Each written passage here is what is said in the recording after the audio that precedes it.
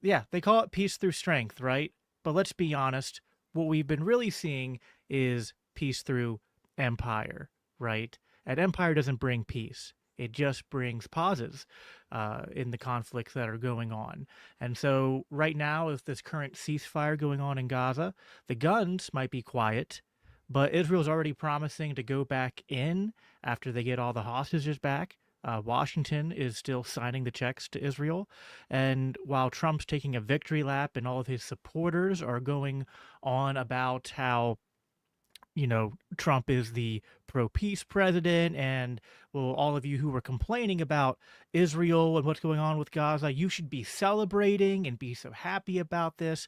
But beyond just basic skepticism about whether this will last, there's also just paying attention to what's going on elsewhere in the world as we continue to saber rattle with all sorts of different nations, whether it's what's going on with Russia and Ukraine, what's going on in Venezuela, even continuing to escalate trade wars and potential conflict with China. So tonight we're going to be, just talking about what's going on in Israel and connecting it to the broader picture of what is the moment we're in right now in the latest saga of the American Empire. And to help us dissect all of these headlines and deeper questions, I am joined by the great Dave DeCamp from antiwar.com, who I'm going to bring up now.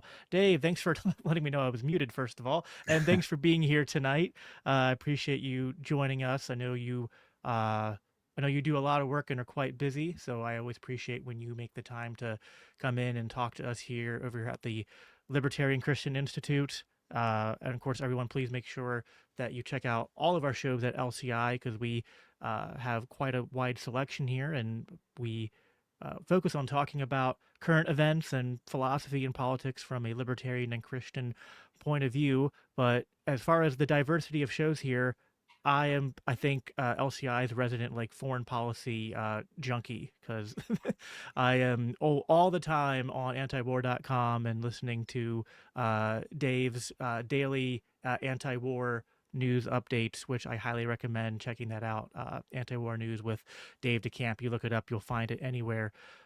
So Dave, how have you been? It's been a little while since you've been on the show, but how have you been hanging in there with the just the daily grind of reporting to us on what's going on around the world? Yeah, I've been doing well. Thanks for having me back on. But there's been a lot to cover lately. I mean, it's been so crazy foreign policy wise. I mean, there's so much happening kind of domestically that a lot of the news is focused on that. But on our side of things, I mean, there's just been so much going on with, obviously Gaza and Israel, and this new stuff with Venezuela and everything. And, the threat of another war with Iran. There's just a lot of things happening. In Russia and Ukraine, there's been some major escalations there. Yeah, so we've been busy. Yep. It's, I think one of the biggest challenges to what we do is because it is almost a daily effort and responsibility to sort of keep up with everything that's going on, so you can have a formed opinion on it. And I feel like that's when I talk to Christians or just, regular people about this stuff, even if they might seem like they would agree in theory with sort of the, anti-war, non-interventionist position on foreign policy, they just don't feel comfortable weighing in fully on things because they just feel like it's too muddy. I don't know enough of what's going on. I don't have the ability to fact check everything. How much has, just sort of a meta question here before we dive into headlines, because I've been I recently, I think like a month ago, I did a show with a couple buddies of mine from it was I'm blanking on their names right now because I'm terrible with names. It was Mark from the Knocked Conscious podcast, and Jason from the Drop the Mask podcast, and we were talking about how this like new social media, digital media age we live in has like pros and cons to the ability of us as like anti-war and libertarians to kind of like call out propaganda and expose it. Because on one hand, it's easier probably to find information and to connect with people who are reporting on the ground in conflicts like this than it used to be. But then I also feel like the, sort of official state apparatuses and then their sort of like para, um, you know, associations in the media can also use digital media to throw out a lot of false narratives and almost like false flags in terms of like stories and reporting. And so it's like we can we have more access to information now, but then we're also having to debunk more false narratives than maybe we used to have to do. So what's that kind of effort like on your end? Yeah, I mean, it is the nature of it. Like, there's all this information available, but a lot of times, fake things basically go viral on Twitter.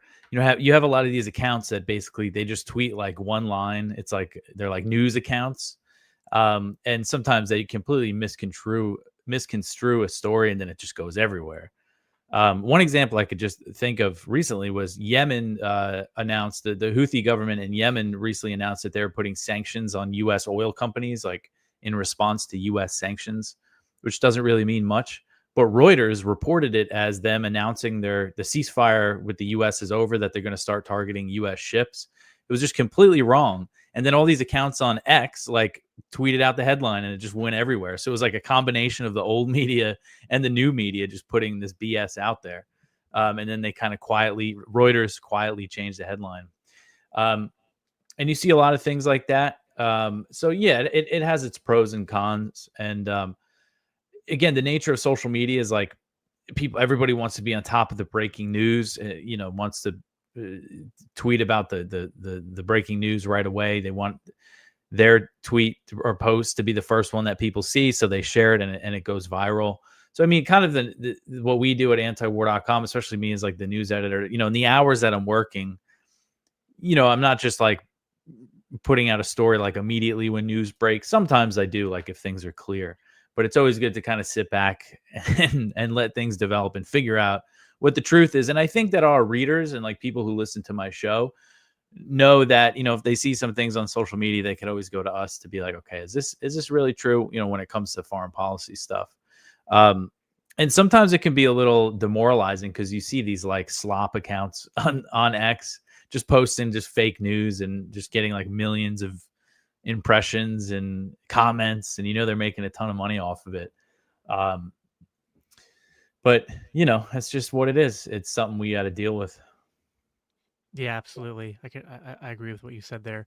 So let's talk about this ceasefire deal that just went into effect. I guess it was like the middle of the day on Friday, or at least it was like, I think it was like 12 o'clock their time is when it went into effect. So what are just to break it down for the audience in case they haven't looked into it yet, what are like the most important key details of this ceasefire agreement on both sides in terms of like what Israel's agreeing to, what Hamas is agreeing to, and is there any extent to which America is, making any sort of promises or assurances along with this deal?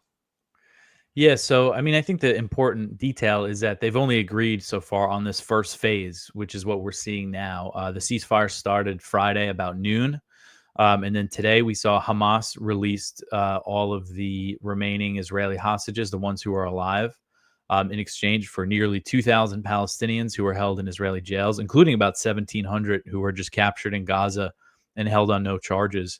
So that swap happened. More aid has been entering Gaza. But kind of the long-term details, the demilitarization, these details aren't worked out yet. They're supposed to be in negotiations.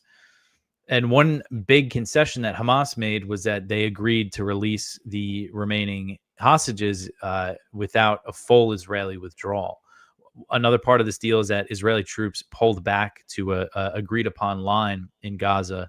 So they pulled back from some areas, but they still control more than 50% of the Gaza Strip.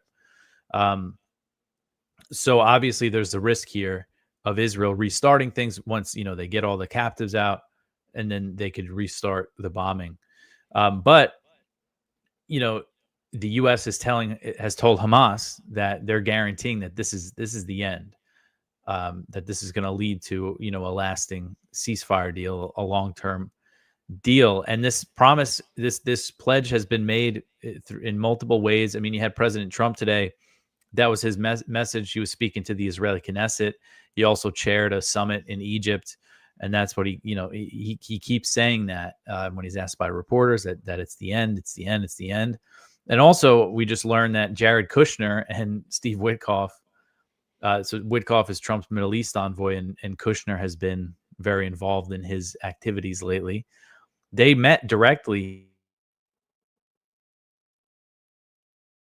I don't know if I'm still on, but they met directly with Hamas last week. And, and in that meeting, they pledged, that this, they gave them their word that this is the end. So they met directly. I mean, I feel like that has to mean something. At the same time, we've seen that Trump's word doesn't mean much, especially when it was related to the negotiations with Iran, because they started a war with Iran during the negotiations. So, and I mean, Hamas has said, Hamas officials have said that, like, we're completely relying on the word of the United States on this, on Trump. And there's also reporting in Israeli media that there's been a secret kind of side agreement between the U.S. and Israel, that the U.S. said it would back Israel in breaking the ceasefire, in taking military action if they determine, the language was like, if they determine that Hamas is violating the deal in a way that threatens Israel's security, which kind of, that can be stretched. And the U.S. gave Israel a similar guarantee for Lebanon, where they violate the ceasefire like every day, basically. And Hezbollah has not fired back. So it's just literally just been Israel. So, these are concerning things about it. And I think it's great to see that the killing has stopped, at least for now. But, it's going to become more clear in the coming weeks if this thing's really going to stick, I think. Yeah. I know there's always, with any of these things, there's always like there's a little bit of fog as things, whether when conflict is starting, there's like the fog of war.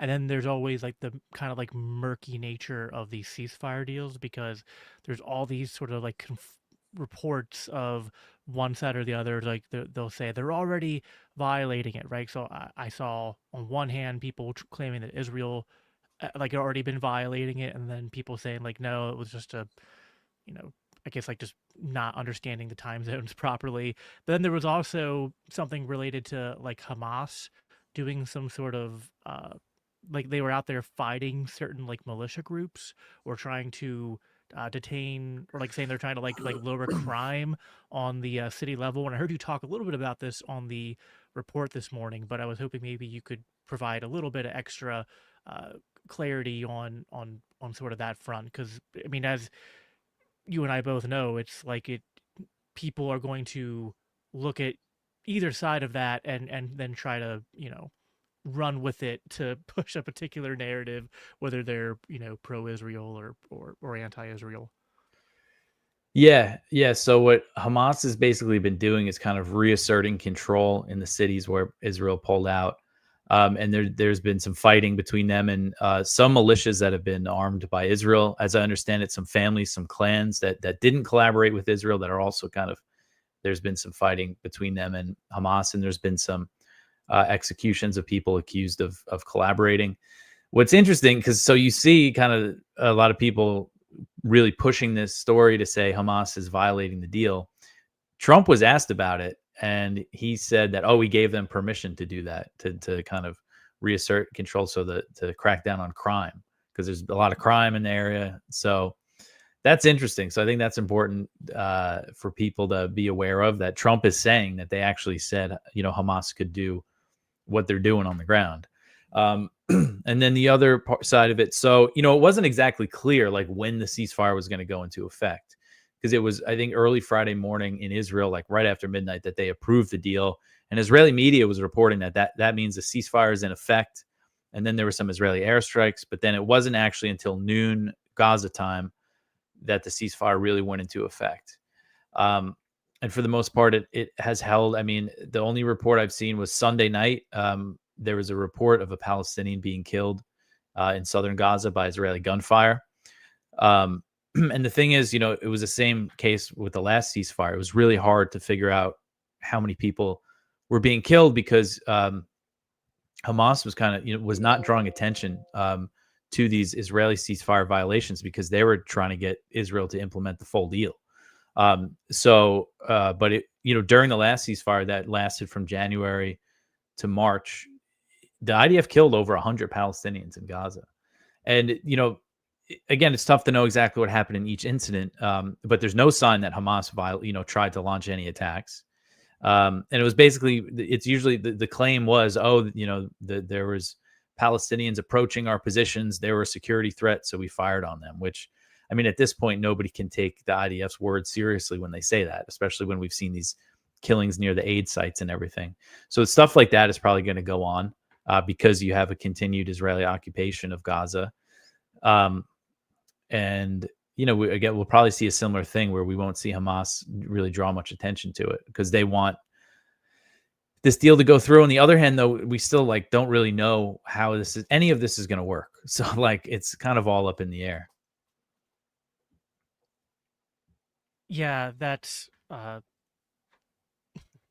with these things, it's always very the James Lindsays and the Babylon Bee people were out there why aren't you guys instantly celebrating this? And it's just when these things happen, I think we're hopeful that the fighting's going to stop and lead to a long-term peace, but it's kind of like you're just holding your breath, are they even going to pull it off and actually, have a ceasefire that lasts for multiple days? And you're kind of, I think it's... Yeah, and I mean, if you've seen the pictures of Gaza, we're supposed to say, people returning to Gaza City, it's just, we're supposed to be cheering. I mean, I was very happy when the Trump announced the deal and said Israel must stop the bombing. I got really excited. Israel didn't stop the bombing until the ceasefire actually went into effect. So yeah, we gotta wait to make sure this thing holds. But again, I'm happy that the people in Gaza are going to be getting at least some relief now. I mean, again, things are going to become clear, I think, in the coming days. If we see them really, if we see Israel allow mobile homes and trailers and to come into Gaza where they could set up some structures for people to live in, that will be a sign that they're actually going to let them stay there, and rebuild. Because during the last ceasefire, I think they might have let some of those types of mobile homes in, but they for the most part blocked them, which was a violation of the first ceasefire deal. So we got to wait to see things like that. And one reason why I'm a bit more optimistic than most people about this, kind of on our side. And one reason is because I didn't see this coming. And for a few months there, I basically wrote off whatever Trump said about Gaza because he would be like, "Oh, there's going to be a deal soon, you'll see." And then Israel launches this huge offensive to destroy Gaza City. And so I was kind of just dismissing it. And then Netanyahu came to town and they released the ceasefire deal. And, I was not expecting it to go the way it did. And a lot of people are saying, there's no way he's going to put the pressure on Netanyahu. And I'm very skeptical, but I do think maybe something has changed, because it is going to take significant pressure from Trump on Israel to make this happen. And it seems like the approach that they're taking is praising Netanyahu. I'm sure he's going to be getting stuff out of this, probably more weapons, maybe another war with Iran, or an escalation in Lebanon or something like that, the West Bank. And that's the thing. It's not like there's justice happening here. This is still the U.S. and Israel deeply, involved together in this, whatever's next. Right. So without a change to that relationship with the Israeli occupation, continuing in the West Bank and continuing in Gaza, it's this is not a recipe for peace, really. I mean, it's they're killing less people, and we should be happy about that, obviously, but it's not like we should be so thankful about it. This is Right. something that should have happened a long time ago. You mentioned that hopefully more aid can come in, not just food and water, but medicine, mobile homes, shelter for people. I saw the Free Press, and you talked about this, published a piece semi recently claiming that a lot of stories about the effects of the Israeli blockade creating famine and starvation and the deaths of Palestinian children and civilians were fake, or at least highly exaggerated.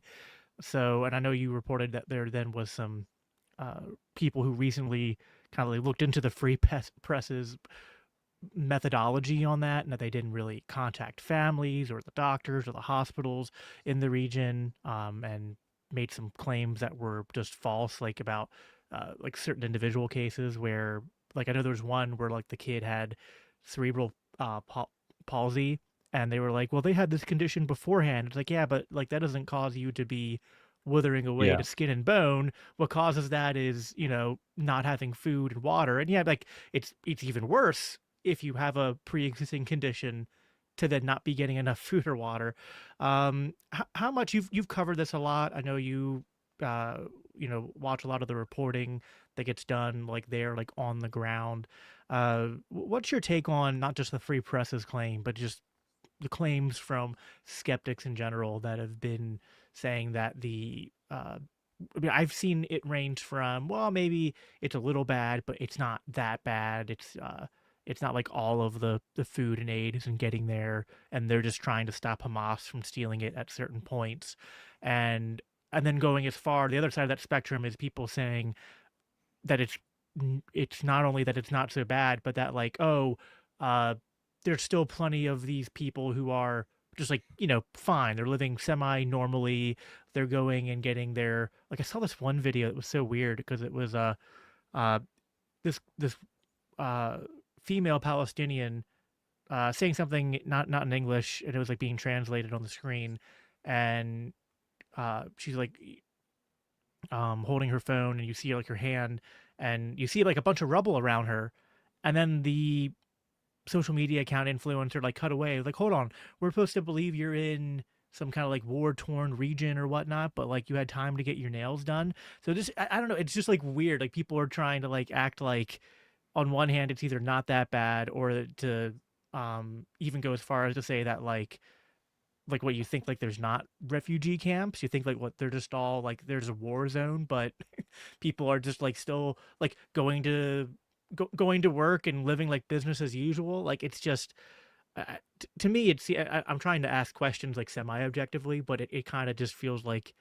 a ridiculous question, because it's just like if you've paid attention just a little bit to what's going on there, and just the footage, like all like the drone footage of just like going over the entire region and looking at the destruction, it's like, come on, like there's no way to I think in good faith act like uh there's not a lot of starvation and suffering going on there.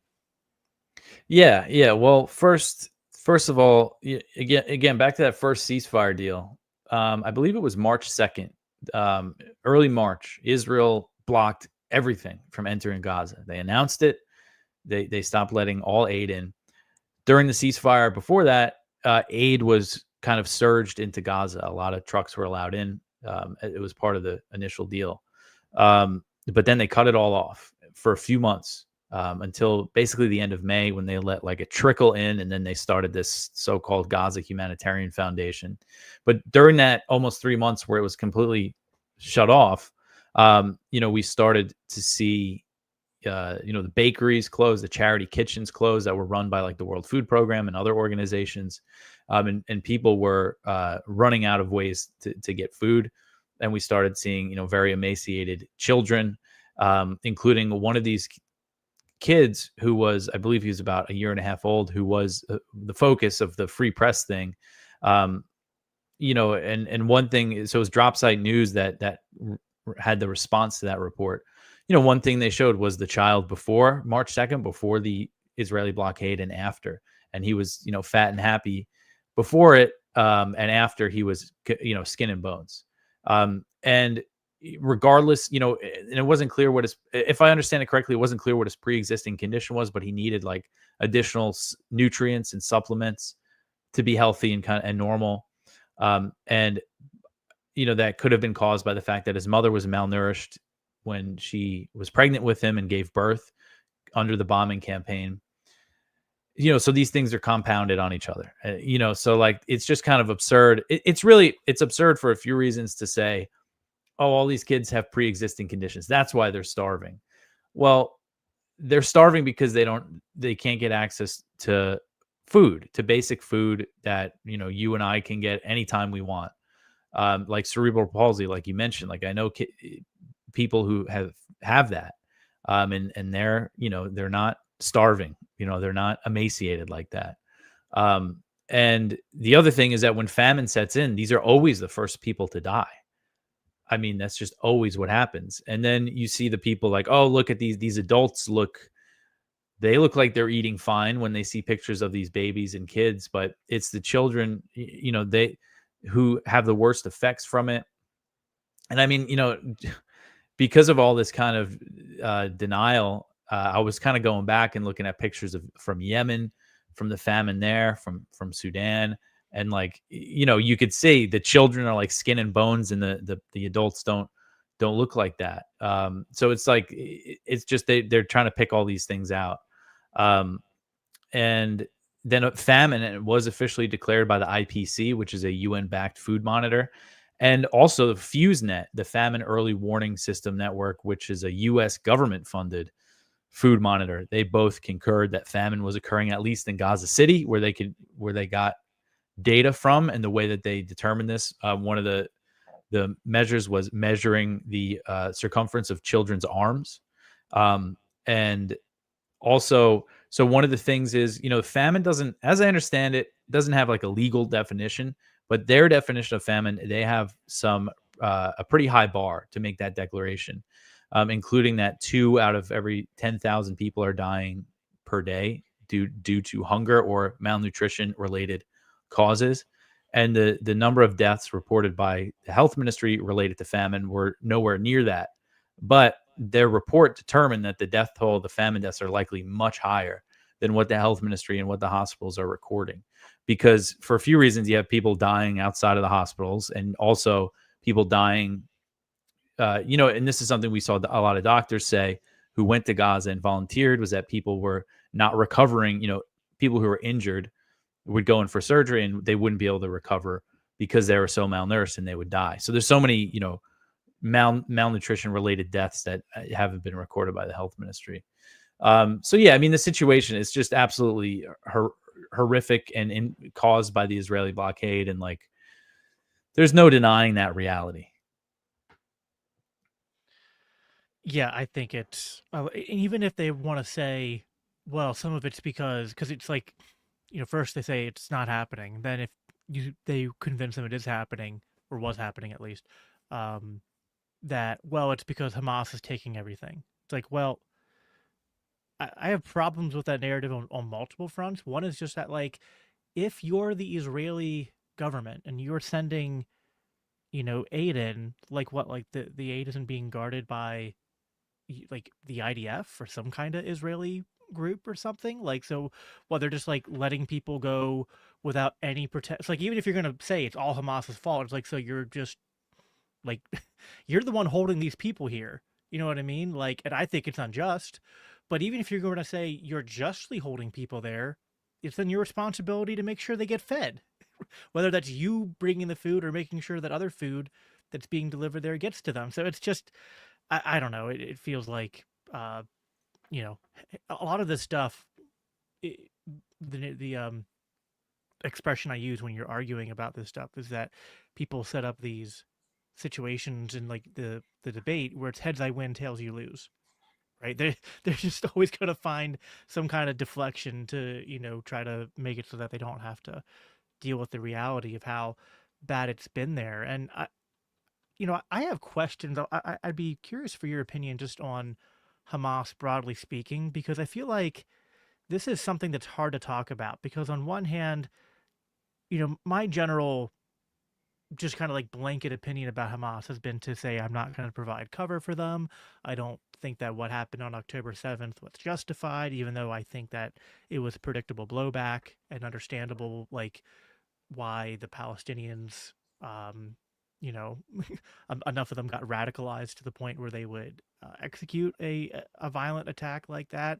And, you know, yeah. Anyway, I don't want to like I don't want to I don't want to feed into narratives that would sort of say that Hamas and Palestinians, like there's no distinction there. I know there's even Palestinians who have protested Hamas, and it seems to me fairly obvious that Hamas is like, on balance, not a force for good, not a force I want to defend. And yet I feel like people can like miss the nuance maybe that like Hamas isn't a monolith. I know there's like a political um part to it. There's a, militia part to it, and there's different factions based on the different, regions within Gaza and the other places that they're stationed. And so I feel like a lot of people just sort of like have this cartoonish depiction of Hamas in their head. And I think it's worth noting, as you did, that like this same peace deal that Hamas agreed to now was also on the table. Well, I think it was like a year ago. And I guess the Israelis and the US then tried to say that it was Hamas that was being um, resistant to the deal, but I don't think they really offered any real evidence of that. So again, it's one of those things where same thing when you're dealing with like Ukraine Russia conflict, where you're like, I don't want to paint Putin out to be like he's some, you know, uh libertarian non-interventionist angel, right? But it's also true sometimes that these situations are complicated, and even people or political factions or terrorist organizations um, might have at times agreed to certain things that that would have ended the conflict sooner, but it was, America or Israel or Ukraine or whatever that was the obstacle to peace then. So I know that was kind of an open-ended question, but it's kind of like an open-ended concern I have as I'm trying to myself wrestle through how I talk about these things. Yeah, yeah. Well, the thing I covered yesterday was based on what an Israeli, a private individual who was kind of involved in some of the negotiations said. He said that back in September 2024, there was basically the same deal on the table, and that Hamas agreed, and that Netanyahu and Biden wanted nothing to do with it, which was interesting. And essentially, Hamas has agreed for a long time. Their position has been they'll release all the hostages. They'll give up governance in Gaza, but their stipulation on disarming, because that's another Israeli demand, has been that they will disarm when there's a viable, either a Palestinian state, basically, for them to turn their weapons over to, or a viable Palestinian force that could replace them. And so the thing is that this deal, and this is going to be one of the big sticking points, this deal is so vague. Like the bullet points that the White House released, it's like demilitarization, yet there's like some international force, yet there's like, they included some language about a potentially reformed Palestinian Authority taking over eventually, even though Netanyahu said that won't happen. And so we just don't know how all these details are going to work out. But it's been no secret in Israel and in Israeli media and that Netanyahu was the impediment to a deal, that he has blocked several. There was a big report in Israeli media that counted 7 times that he blocked a ceasefire deal from happening. And then the nature of a group like Hamas, like whatever you think of them, and Trump even kind of said something. I think this is what he was kind of getting at when he was asked about these reports of Hamas kind of cracking down. He said something like, "Oh, a lot of these Hamas guys, they were young when this all started." It was kind of an offhand comment, but I think what he's kind of saying there is like, the nature of a group at like Hamas at this point, like after 2 years of this slaughter of seeing so many women and children being killed and innocent men, obviously a group like Hamas, that's just a prime recruiting tool. And according to the IDF intelligence estimates that have been published by Israeli media, which I guess you should always be a little skeptical of, because it could be trying to use this to justify kind of continuing this thing, that they basically recruited, they made up for all the people that Israel has killed, that they've recruited more fighters or as many fighters as Israel has killed. Because, if you're in Gaza, you're a Palestinian, your whole family's been killed, and you want to resist the Israeli occupiers, and, you're going to go to Hamas or Palestinian Islamic Jihad, really the only two two games in town when it comes to that. Um, It's so insurgent math. yeah, yeah, and I mean, that's just the reality of what you're dealing with now. Like, I remember there's a question Piers Morgan, would always ask critics of Israel, be like, "Whatever you think about the history, the what happened before October 7th, like, Israel was going to respond to October 7th. So what should they have done?" Like, that's always this kind of big question thing. All that other stuff, the context is irrelevant. What should they have done? Well, it's kind of a similar thing here now, like the context of October 7th, like, this has been 2 years of just the bloodbath in Gaza, that's been so one-sided. Like, what do you expect these Yeah. people to do? Like, just lay down and die? I mean, so But and they on killed all the leadership that orchestrated October 7th. They're all dead. Um, so I think that's kinda something Trump was also, like, hinting at when he made right, that right. comment.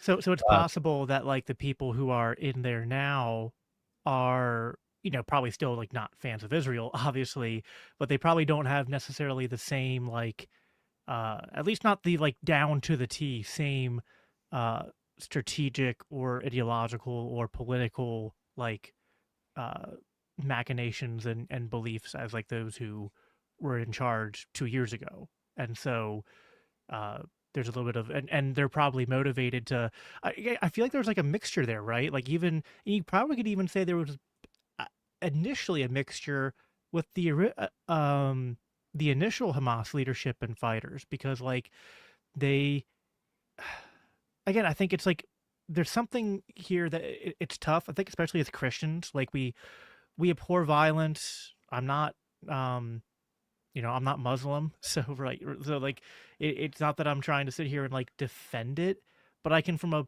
point of just like human psychology, understand how pre October 7th, how they would have thought we're being occupied, we're freedom fighters, and you know they've done this to us, so this is what we're going to do to them. We're going to make it hurt. We have to be we have to go over the top and do these, horrible, evil things because, uh, like, we have to instoke terror, to some degree. And now the people who are, again, like, I think people over the last couple years who are being recruited who are like, yeah, we're actively under attack, and my family, my neighbors are under attack, and so I feel obligated to want to defend, uh, you know, not just roll over and take it. But that doesn't necessarily mean that like their uh like their motivation might not necessarily be well, like what we want out of this is again the same as what it was uh 2 years ago. I mean they probably want the same big picture thing, right? Like, Gaza to be free and no longer have the occupation, but the exact like intermediary steps in terms of negotiations and hostages and the status quo. I'm sure that's ever evolving. Not just because of the new people, but just because of as you said, it's been 2 years. Yeah, I think survival is a big motive at this point for them. Um, so yeah, and I don't know anything really about the Hamas, the leaders of Hamas now, because you have the ones that are outside of Gaza who are involved in the negotiations. I don't know who's running the show inside Gaza at this point. So yeah, I don't know like really what they're thinking here. Um, but yeah, I mean at this point it's just it's just a survival. And as you said, I mean, if people, you have people joining who literally have their children or brothers and sisters, parents, like blown apart in front of them, buried under rubble, like killed in the most brutal way. I mean, some of these stories you hear about people under the rubble, like trying to like calling people and saying, I'm stuck, and then like starving to dying slowly under the rubble. Right. I mean, imagine that. So yeah, you're gonna get people to it's just the reality of the evil and barbarity that you're inflicting on them. You're going to get more people joining Hamas, but and that's the main, at this point I think probably the main motive for anybody who would join. um Well, and so yeah, I just I think guess that's it's important context when we're talking about things at this point. yeah, and I think for sure. I don't know any. So I think like the official reports are saying that like 10% of the Gazan population has been uh, killed, but that has to be an underestimate, right? Because like there's still people who haven't been accounted for, who didn't get, they weren't like injured and going to hospitals. They're like, you know, we're gonna we're going to start clearing out all the ruins and rubble of all the destroyed buildings and war zones, and find, well, some dead bodies, and probably find others that, like, like, will there be anything left to count? So I mean, certainly, I mean, I don't know what the estimate is now, but like, I mean, it's Well, got to be it's north of. I know what the estimates are, but in reality, we're probably talking anywhere from 50 to 100,000 dead now, I would imagine. yeah, and that 10%, that's killed and wounded, so that's total casualties, which is about 267,000. So that includes people who are killed and people who are wounded. And it's about 67,000 killed, according to the official count. And as you said, this number is going to go up every day. They're digging bodies out of the rubble, recovering bodies. I think there's a good chance that it's nearly 100,000 or 100,000 who have been killed violently, and that doesn't factor in the other deaths, caused by the siege. So yeah, I mean, these are huge numbers. And it's something you've seen. The talking point, I forget that guy who Dave Smith recently kind of debated on his show.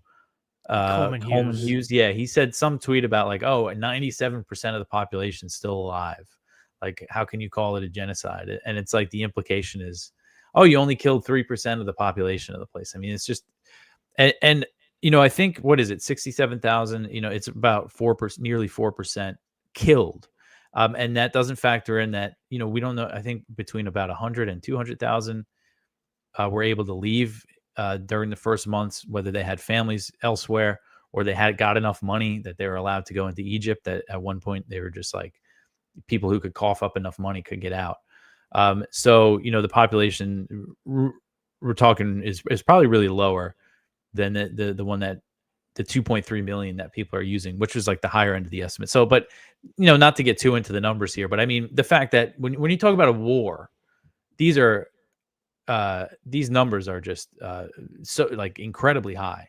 10% of an entire population killed or wounded. That's like, the estimate for North Korea during the Korean War is like 10 to 20%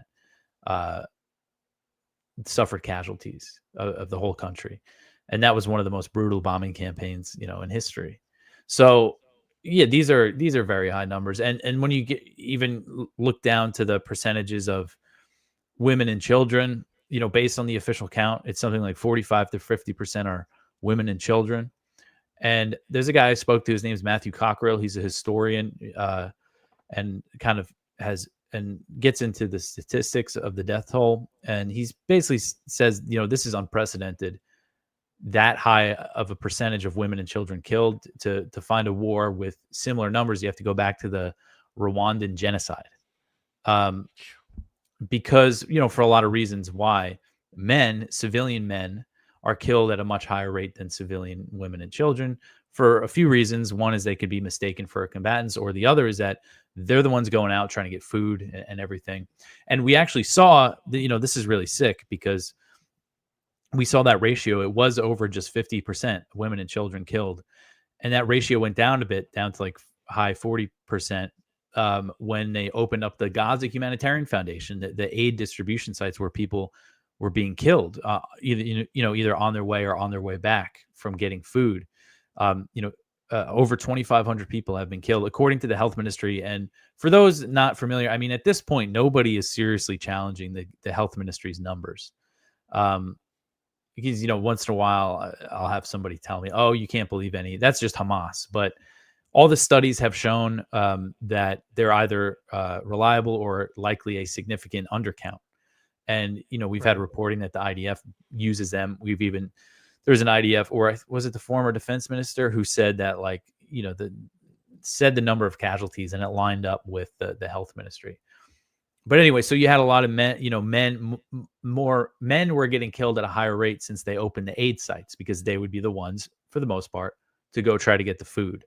But still, like, these numbers of women and children killed, just unprecedented. And this is something you see these people, so-called urban warfare experts, who claim that this is like the lowest civilian to combatant casualty rate of any modern conflict, which is just completely fake. It's just a completely fake talking point. So yeah, when the dust clears here, I mean, I think we're going to learn things about this that is even going to shock and surprise us, even people who have been very critical of it. Some of the practices. I mean, we've had Israeli soldiers admit to Israeli media, shooting and killing people who were just waiting for aid. That they would set basically an arbitrary line that if they crossed, they would kill them, and they killed men, women, and children doing that. I've seen all these accounts from American doctors who went over there that they were treating kids with gunshot wounds to the head on a regular basis and things like that. So yeah, I remember for over the entire time there's been reports of that, like, even when there were evacuation orders, go to this refugee sector, the safe zone and whatnot, and people would get shot at trying to leave their homes.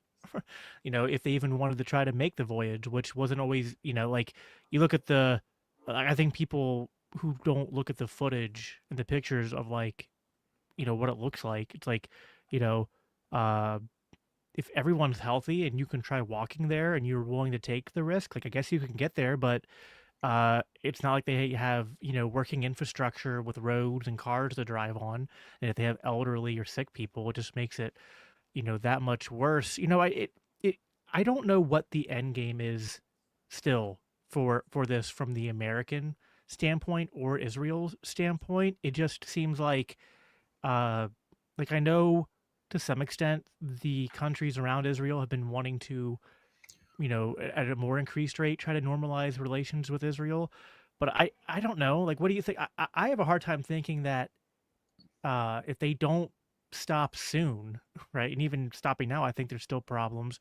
Like, uh, I don't want to think this, but I can't help but think that, like, everything they've done is still going to, lead to, I mean, probably at least, still decades of entrenched hatred for Israel, which I don't want. Like, it's not my desire is not I hate Israel and I want them wiped off the face of the map any more than I would say that about my own country. But it's just on both counts. It's like, when your governments are going around, doing crazy, insane, evil things, you're going to get, again, like, I make a separation between the people living there and the government, but, like, certainly the government is not doing, uh, they're obviously not doing the Palestinians any favors, but they're also not really doing the Israeli people any favors. Like, I don't think the last 2 years have done anything to make Israeli citizens safer. Not just with what they've done with Gaza, but what they've done with Iran, what they've done with, yeah, Jordan and Lebanon, and just it's a mess. I'm not super optimistic about the prospects of peace over the next, uh, 5 to 10 years. yeah. I mean, it's hard to imagine. Like you said, what's the end game here? Where is this going to lead? I mean, I really, I don't see it leading to any sort of solution. This is what, the way Trump's actually doing this. So I said, like, if they want this ceasefire to hold, they're going to have to put significant pressure on Netanyahu. But the way he's kind of gotten Netanyahu to accept the ceasefire is kind of by, like, praising him and, publicly. And it seems like it's giving Netanyahu a boost politically, because it was always the idea, like, oh, he's continuing the war so he could stay in power. But kind of the way this is happening, it's almost giving him a increased favorability among Israelis. Although you did have them booing Netanyahu when Witkoff and Kushner, they spoke at this rally in Tel Aviv, and every time Netanyahu was mentioned, they booed. But those are the people, the protesters, who are going out to the streets. But yeah, no, I mean, what Netanyahu has done has certainly not made Israel safer, and that's what they're waging all these wars in the name of security. But you mentioned the war with Iran. I mean, Israel's never been hit the way they were by those Israeli missiles. sorry, by those Iranian missiles. And really, the big question with that was who would run out first? Would Iran was starting to get more hits in, and the U.S. and Israel were running out of the interceptors. We don't really know what kind of missile supply Iran has, but if they have, a supply that they could continue strikes like that for weeks or months, I mean, Israel would have been in big trouble. So that was a big part of the reason why they agreed, had the ceasefire happen. But yeah, and you think about the how the world views all this now, the plummeting support for Israel in the U.S., like the polling, I mean, the declining support, in a radical way inside the U.S. I mean, that's what happens when you kill so many women and children. People can just see it, on online every single day. Yeah. So Israel's in trouble when it comes to all that stuff, and that's been kind of one of Trump's talking points. Is that they're losing. He did an interview with Fox News where he said, "Oh, I told Bibi, you can't go to war against the whole world. You got to end this thing." Everybody's turning on Israel, but now everybody's going to love Israel. That's what Trump's saying, but I don't think so. But yeah, where's this? But so my point about that is that, we kind of thought when maybe this would end, then there would be elections in Israel, but it doesn't seem like that's going to be the case. I think this current Netanyahu coalition is going to stay in power, and they're obviously going to prioritize continuing the settlements and in the West Bank, which is going to lead to more conflict. And we know, because they told us, they say it openly, that this government wants to expel all the Palestinians from Gaza. That's really their ultimate goal. So, Yeah. they might try to, but the reality is they can't do that on their own. They would need the U.S. to fly them, the practicality of that just isn't real. So, but they do want to do that. So, there's a chance that they try to restart this thing again. As Yeah. as we talked about earlier, I think there's a very high chance of that. And I have mixed feelings about that because on one hand, I obviously don't think it's just to go and, try to, I mean, it would take a massive show of force to still round up and relocate all the Palestinians and relocate them to where. On the other hand, it's like, as unjust as that would be, maybe that's less bad than letting them stay there to continue to be occupied and killed over the next 5, 10, 15 years. So I don't know. I have real mixed feelings about what are the least bad options going forward here.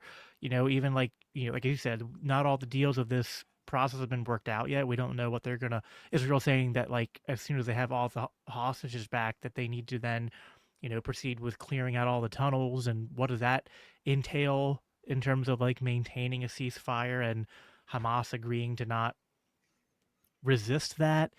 I don't know. It just seems like, yeah, I'm not sitting here hoping for the conflict to start back up, but yeah, I have concerns. Just like I have concerns with while all this is going on, I know we don't have too much time left, but it's worth just at least giving a little bit of spotlight to some of the other things going on around the world at the same time, because we have uh these sort of semi escalations with what's going on with Ukraine and Russia, where I guess we're trying to give Ukraine was it with drone technology to sort of uh try to weaken Russia a little bit, and then that's on top of the what's been going on in Venezuela the past couple of months. Um, so I wonder how much is it, maybe Trump is also trying to get things tidied up in the Middle East a little bit so he can focus on whatever he's trying to do in these other places. But it does.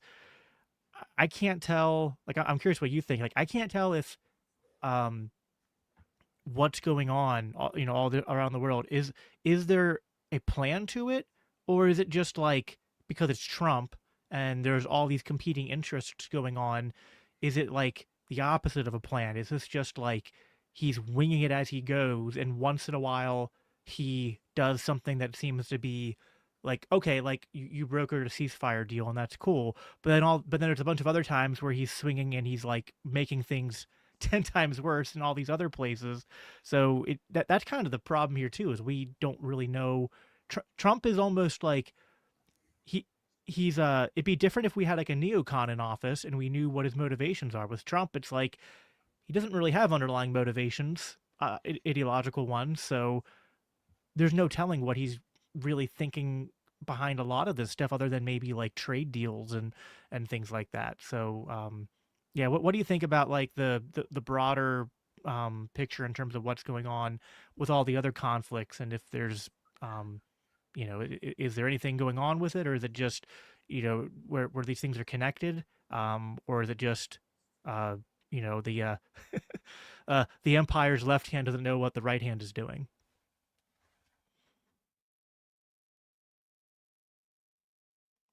No, I think Dave might have frozen up there. I don't know if he can hear me. I hear you. Are you there? Yeah, I am. I think I lost you for a second. Oh, okay. I don't know if you caught the end of my question or not. I think I did. But basically, with Trump, sorry, it looks like my connection's pretty bad. Let me see. All right, It's a I little should be good bad, but now. But yeah. I think it's good now. But anyway, so the thing with Trump is that it's like a losing game trying to predict or figure out exactly what he's doing. But it certainly is, I think, within the Pentagon or the War Department, as they call themselves now. There's a lot of elements in there that do want to wind down things in the Middle East because they want to focus on China. And also now, apparently, the new priority is going to be our own hemisphere and the homeland. And so we are seeing this push toward a potential regime change war in Venezuela, bombing these boats in the Caribbean. They want to take more action, start potentially bombing drug shipments in Mexico. But a big part of it is China is preparing for a potential war with China in the future, even though I think they're putting that on ice for now, like the whole defend Taiwan thing, just because the feasibility of it, they're depleting all these stockpiles by sending weapons to Ukraine, and now also all the stuff that they expended in the Middle East. With they really used a large number of Patriot missiles and other interceptors during that short 12-day war, and other things that they've done to defend Israel, bombing Yemen for a month and a half and achieving nothing except for killing a whole bunch of people. So I think there probably is a big portion of the Pentagon that wants to wind things down and increase, the weapons production and get, kind of building things back up again.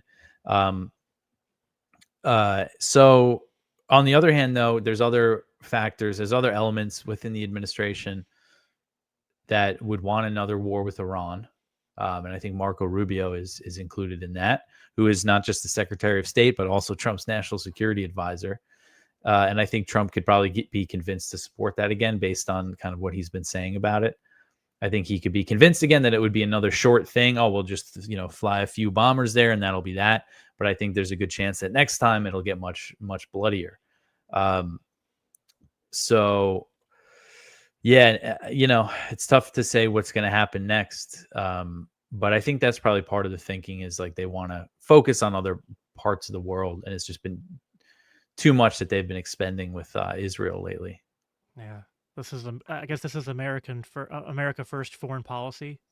Yeah, It's I just mean, like, and I'm one of those libertarians who, like, based on Trump's first term and who he was running now, like, the some of the people he was running with obviously were bad. And I know he said things about Iran, but I was like, okay, he can't be worse than Biden, right? I was like, clearly with Trump, he's going to at least like be resistant to saber rattling and escalating and things like that. And well, it couldn't be worse. We're sitting now, coming up on a year since the election, and I'm just like, I did not expect it to be this bad on the foreign policy level. Like, I didn't expect it to be good, but I didn't expect it to be this bad. It seems like whatever was decent about Trump the first time around, where he was at least like, nominally anti-intervention and at least like not willing to just like, he seemed to at least kind of like put a little bit of resistance against the you know conspiracy of different interests who are pushing for all these wars.